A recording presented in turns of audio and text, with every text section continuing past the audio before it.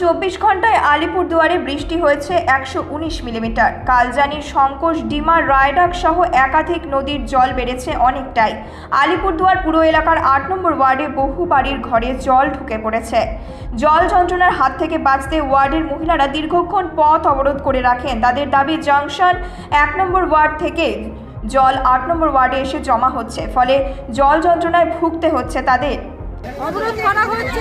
আমাদের এখানে প্রত্যেক বছর বৃষ্টি হলে আমাদের 8 নম্বর ওয়ার্ড তেলতলা মারুতি গ্যারেজ ওখানে আমাদের জল হয়ে যাচ্ছে। আমাদের বাড়ি থেকে বেরোনো বন্ধ হয়ে যাচ্ছে। বাচ্চাদেরকে নিয়ে যেতে পারছি না কোথাও। আমাদের তো বাচ্চা কাচ্চা পড়াশোনা থাকে, শুধু স্কুল বন্ধ হলে তো হবে না, আমাদের তো আরও কাজ থাকে বাচ্চা কাচ্চাদেরকে নিয়ে। তো আমাদের কথা হচ্ছে এখানে যে গার্ডওয়ালটা দেওয়া হয়েছে সেই গার্ডওয়ালটা একটু উঁচু করা হবে, যাতে সেই জলটা আমাদের ওদিকে যেতে না যায়। আমরা কত কষ্ট করবো, কত ভুগন্তি হবো, মালপত্র নিয়ে সব মাথায় করে নিয়ে বেরোতে হয়। কেন এটা হবে কেন? এই আজকের এই পিসের দিকে না, এই সে বাম আমলের থেকে শুরু হয়েছে এই জিনিসটা পুরো। কেন এরকম হবে? আমরা কি মানুষ না? এটা 8 নম্বর ওয়ার্ড। জল অনেক, ওই ভেতরে তো ঘরে কয়েক কামড় জল, ওইদিকে এক হাঁটু জল, এদিকে পুরো সমানে জল ঢুকতেছে।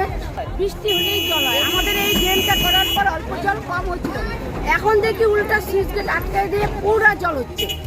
প্রচণ্ড খারাপ পরিস্থিতি। এখানকার লোকজনদের এত জল, এত মানে ওদের খাবার দাবারের অসুবিধা, রান্নাঘরে জল, বাথরুমে জল, মানে প্রচণ্ড খারাপ অবস্থা। এখানে ঘরে জল, তিন ঘরে জল, বাথরুমে জল, রান্নাঘরে জল। এই জলের জন্য ওদের মানে খাওয়া দাওয়া সব কিছু বন্ধ এখানকার লোক। এখন আমার বোনের বাড়ি চলে যাচ্ছে। হ্যাঁ, জমা জল, বৃষ্টি হচ্ছে ওপরে, ওই দিকটা যেহেতু উঁচু, ওই দিকের জলগুলো নিচে নামছে। তো এখানে কালকে চেয়ারম্যান এসেছিল, উনি ব্যবস্থা বলেছে, উনি পাম্প লাগানোর ব্যবস্থা করেছে, দেখি উনি কী করে। আলিপুরদুয়ার থেকে শামু দাসের রিপোর্ট, নিউজ মেট্রো।